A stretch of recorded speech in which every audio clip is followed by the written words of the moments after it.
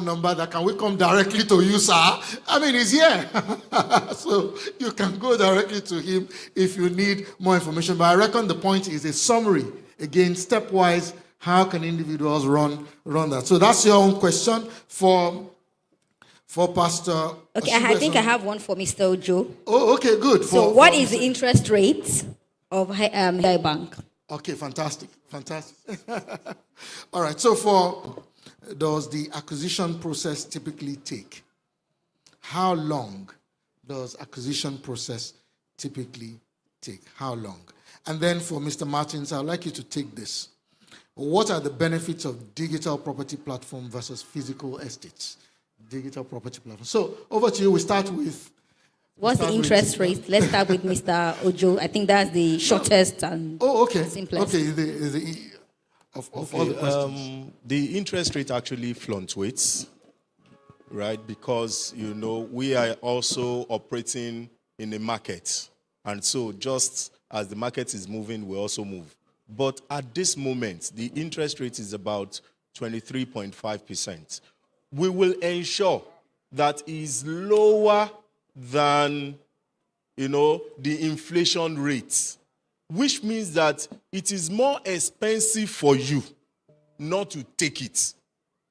What do I mean by that?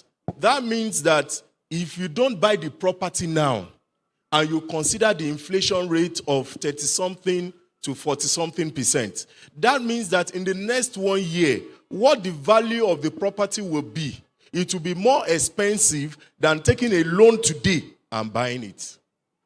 It's just also financial wisdom. Though the interest rate is high because of the economic situation, but then it is still far better for you to take it rather than not take it. Thank you. Thank you very much, sir. Okay, Ms. Abigail. According to the question, the two questions are actually one. Yes. So I'll answer them once. If you want to do your title document, that's CFO, first of all, you have to do a land information.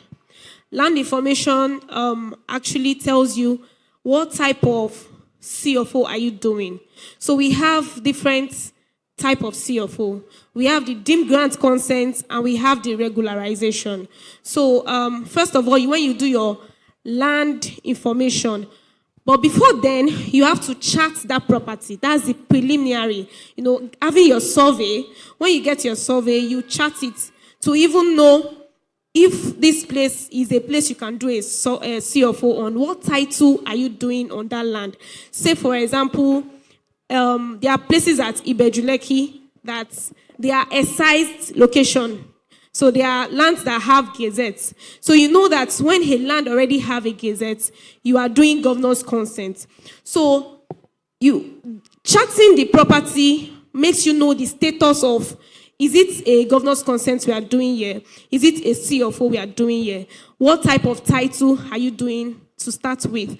Then following by now doing your land information. So, for example, we chart this place and we find out that it is CFO property we are, CFO title we are doing.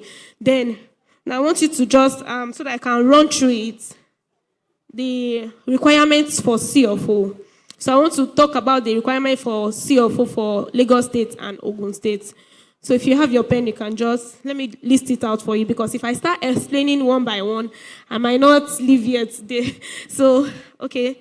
So the requirement for CFO, when you found out that you have the location, the status of the property is a CFO title you are doing. First of all, you do your land information. Then secondly, you do your CFO form. You get a CFO form. Then secondly, you have your deed of assignment. So that's for deemed grant consent. CFO, we call it deemed grant consent. Because of our time, if you can send that list to the mailing group. Okay. So we can keep this information, for those who did not register, they will not be able to have that information. But we can keep it in the mailing group. Let's not divulge everything now. Just do it this way. We'll make it easier. Send the details. We have it already, right? Yeah. The same one we have. So what we'll do, send any other thing to me. We'll work on that.